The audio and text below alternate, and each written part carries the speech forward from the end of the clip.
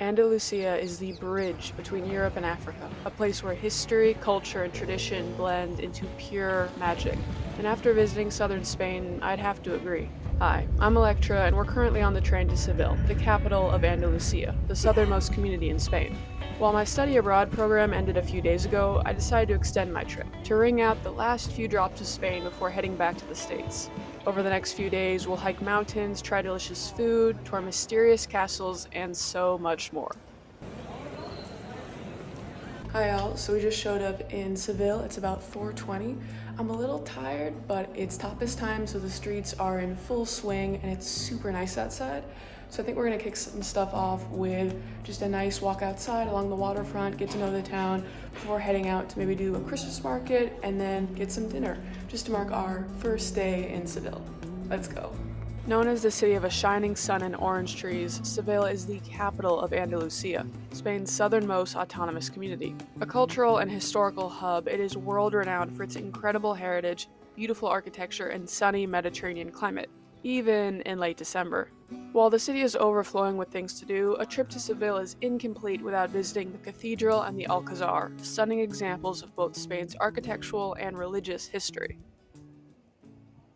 Our first visit is to the Alcazar, the oldest royal palace in Europe that is still in use in a living timeline of Spain's history. Created in the 10th century, the Alcazar was added onto as it passed hands from Arab caliphates to Spanish kings and queens, leading to a mosaic of architectural styles. From Mudahar and Islamic courtyards to Gothic palaces and Baroque decor, it allows us to trace how Spain has evolved. My favorite part is the flourishing gardens, which hold over 20,000 plants. And a few ornery peacocks.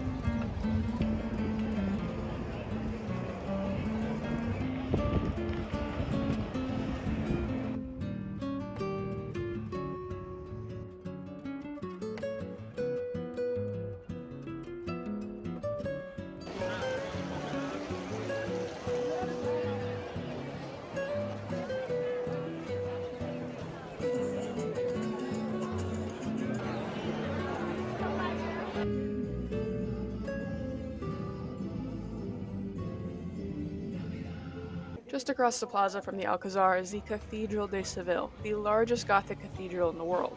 Originally constructed as a mosque in the 12th century, it was then converted into a cathedral in the 13th, after Seville was conquered by King Ferdinand III. Despite its conversion, several parts of the mosque were preserved, including the San and the minaret. The San, or the courtyard for the faithful to do a ritual cleaning, was turned into the Patio de los Naranjos, preserving a space for reflection and calm. Perhaps the most iconic element is the mosque's minaret, which was converted into a bell tower known as the Ronda and has become a symbol of Seville.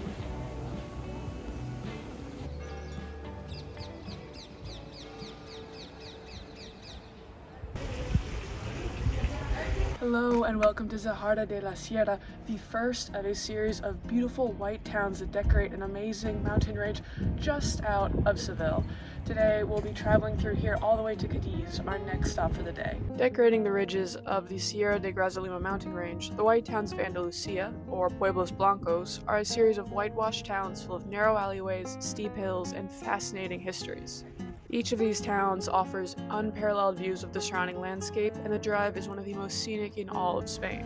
Today, we'll stop in Zahara de la Sierra, Ubrique, and more to explore these incredible towns and see another side of southern Spain.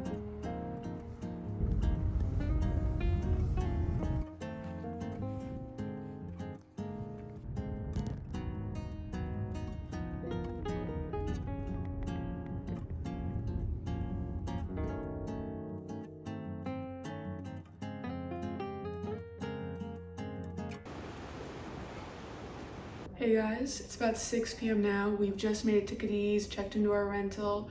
It's a bit rainy, I'm not gonna lie, but Apparently the weather is supposed to clear up tomorrow and we can visit the beach, and there's a couple historical castles. After a good night's sleep and a wonderful cup of coffee at a local cafe, we're ready to walk Cadiz's La Caleta beach, a sandy paradise bracketed by otherworldly buildings and mysterious castles. Currently, we're on the first of two castles that we're checking out here in Cadiz. Entry is free, it's very accessible, but we're just about the only people here. It's very, barring the music outside, it's completely weathered because it's all limestone, so it's weathered by the water around us, and it feels almost like a liminal space or something like that, just lots of blocks of white and gray stone. Our first stop is El Castillo de Santa Catalina, a pentagonal castle sitting on the far end of the beach, overlooking the sea.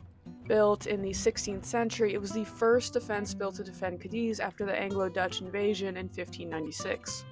Later, it was converted into a military prison, which it would remain as such until the 1980s. Today, El Castillo is home to cultural activities and festivities, and whoever wants to come in and take a peek. After a long morning walking the beach, it's time to enjoy some local food and relax, and there's no better place than El Mercado Central.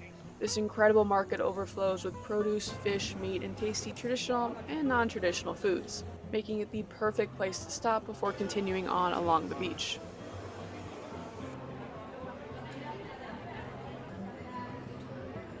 On the other end of La Caleta, down a winding stone path, is the castle of San Sebastian, an imposing island once home to a temple of Kronos, the Greek Titan. Built in 1706, this castle has served as an iconic image of Cadiz and has shown up in films like Die Another Day and Alla Triste. This is one of my favorite places in Cadiz, as it feels as if the ocean itself is attempting to claw the island back into the sea, slamming massive waves onto the rocks and sending little green veins to crawl up the drains.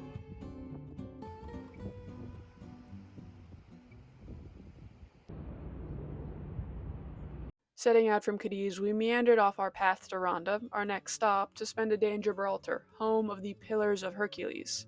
A British territory, Gibraltar is small, dominated by the Rock of Gibraltar, with a densely populated town sitting at its base. The rock was thought of as the northern Pillar of Hercules by the Romans, marking the western limit of the known world. But why is this giant rock so important today? Well, it dominates the Strait of Gibraltar, the only link between the Atlantic and Mediterranean Sea. Not only is it a shipping choke point for global trade, it's also a key military outpost for monitoring routes to and from Africa, the Middle East, and more. The upper area of the rock mostly comprises a tranquil nature reserve, which is where we went hiking. Populated by over 300 Barbary macaws, it's a fairly easy hike that lets you enjoy incredible views stretching over 2 continents.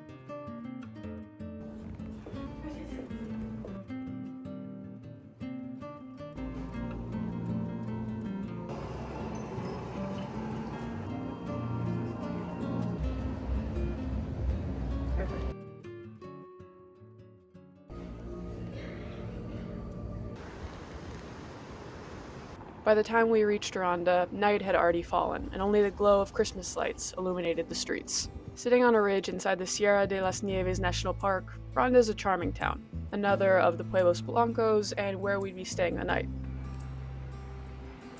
Alright, we're currently walking to the actual valley in Ronda, where we'll be able to do a very short hike and get the iconic shot of Ronda. Ronda is divided by a 500-meter-long gorge carrying the Guadalvin River, which dates back to 5,000 years ago when a seismic movement created 2 plateaus, separated by this incredible gorge.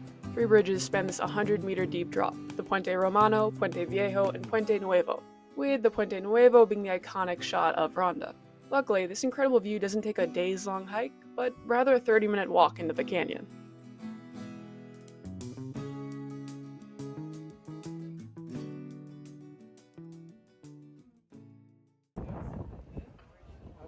Good morning, everyone. It's about 9:30 and we're now in Granada. I had a very nice sleep last night, feel very rested, and very much ready to explore our very first stop in Granada, which is the Alhambra. Built in the 13th century, the Alhambra is one of the best preserved palaces of the historic Islamic world. From tranquil gardens filled with orchards and blooming roses to intricately designed mosques and public baths, it is a monument of Islamic architecture.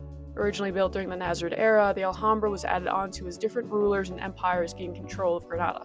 For example, many of the buildings in the Alhambra are Islamic, but they're also examples of Spanish Renaissance style.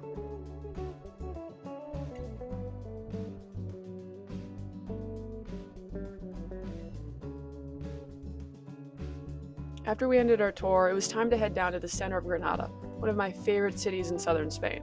From incredible outdoor markets to delicious food, it's a treat to just wander the streets and see the living history in every alleyway, and the best place for us to end our trip.